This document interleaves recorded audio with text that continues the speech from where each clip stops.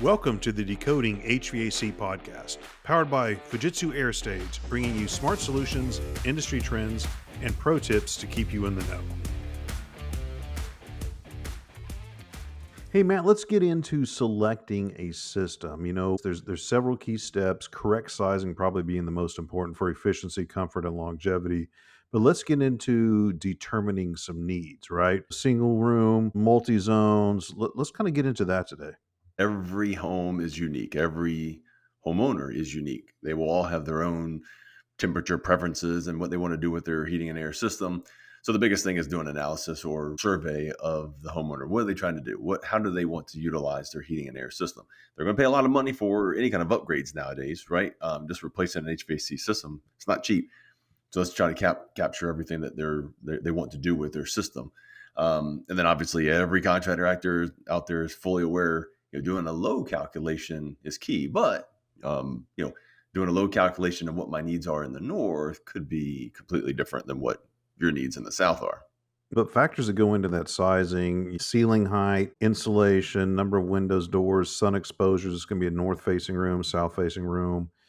And I think between us, you being in the north, I'm in the south, the local climate zone, right? Hot, cold, humid, it really plays a factor when we're sizing these systems. Oh, of course, yeah. So everything is broken down by the number of heating hours and the number of cooling hours is broken down by the zones in the country. So as we start getting, call it north of the Mason-Dixon line, I'm going to be more concerned about my heating hours. What do I need to maximize my efficiency for the heating side? From applications to, am I chasing a rebate with this system? Am I looking at, is it going to be my primary source of heat? Is it a primary with a secondary, or is my ductless a secondary? So a lot of different questions, come into play on what the utilization of that system is. 100%. And you get into the deep south, it's primarily cooling only, right? It's not for year-round comfort as much as it is where you are. Yeah, absolutely. So, we'll see in the Northeast, New England area specifically, we'll have a heat pump as the primary source of heat. And then we kind of set the system up. Once we get to a certain ambient temperature outside, we'll shut down the heat pump, and then we'll go to a hydronic system to make sure that we can get down, because that's when your temperatures are really falling low. However, we'll talk about this later, but we've created and engineered some systems that, my goodness, we're changing out radiators and hydronic systems and replacing it with ductless heat pumps as the only source of heat in these homes, and phenomenal results and outputs with these systems. Single zone, obviously, one indoor unit and one outdoor unit. It's really good for what we see a lot in Florida, these sunrooms that we're enclosing later, where we just want one system out there, heats a certain area or cools a certain area, I should say, and moves on. But when you get into some of these bigger multi-zone, it could be just, again, one outdoor unit, but you could get two to, however many indoor units, which are great for a whole home.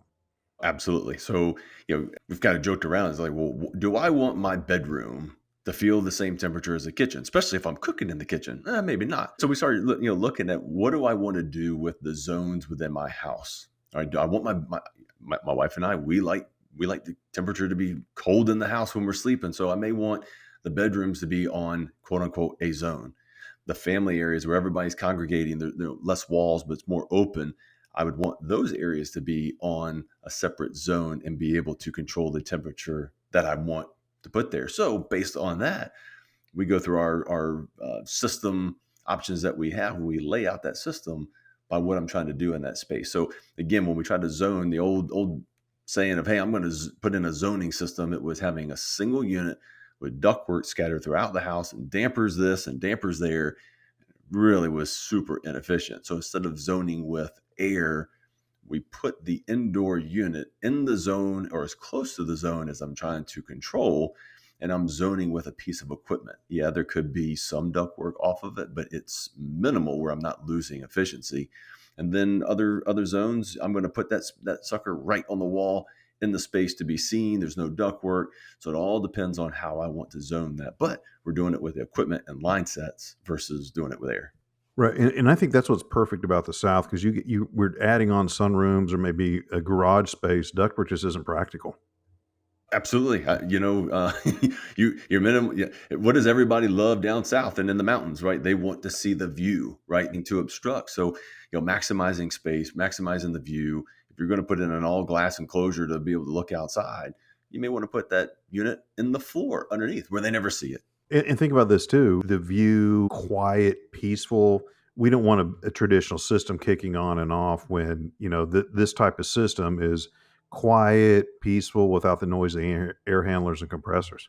Yeah, you're absolutely right. So I mean, if we want to put something out there where we're going to enjoy the outdoor temperature and the seasonality of it, but also want to close that thing up so we don't get pollen and all the nasties that come inside, we could do that, but also being able to remain comfort. But like up north, hey, I want the view, but hey, and when it's middle of February, I don't, I need something that's going to be producing a high level of heat where I can enjoy that space and the investment of finishing out an enclosed deck or sunroom, whatever you want to call it, by putting the most efficient system in there on the heating side versus on your side, maybe cooling side.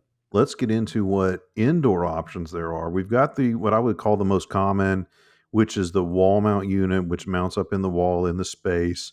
Um, been used for a long time. Great, we sell a ton of them, but we also have other options. We've got a ceiling cassette, which is great for larger and open spaces. But you really in the north come into the floor mount. Can you kind of go through what that is? So going back to what I was talking about, having hydronic as a supplemental or primary, and then heat pump as primary or secondary. We've seen time and time again where we're ripping out those radiators and we're putting in floor mounted units where that radiator stood. Yeah, you do a little spackling, you do a little wood trim work, but we're covering up where that radiator sat up against the wall, and we're putting a ductless unit there. And I can sweep the floor. I can make sure the heat comes across the floor, then rises, and then change that back. So we see these a lot in the north. Good for a retrofit application. Oh yeah, all day long. So I'll let you describe this. Let's talk about, a ducted mini split.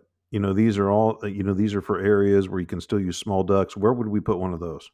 Going back to the bedroom analogy. So if I have a hallway, and off that hallway are 3 bedrooms, most of the time the temperature is probably going to be about the same. So imagine putting a very slim, small ducted air handler in the hallway where the rooms would branch off, and then from that unit, I would run a little bit of ductwork into the 3 bedrooms and be able to zone those bedrooms off that air handler.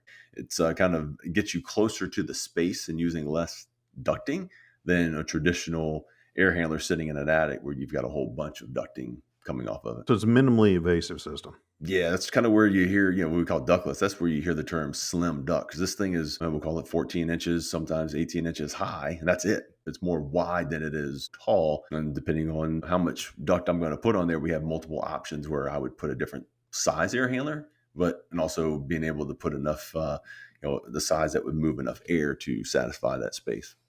So Matt, it is crucial to get these things properly sized. So if it's too small, it won't keep up. But what if it's too big? What if I need something that's 1 ton?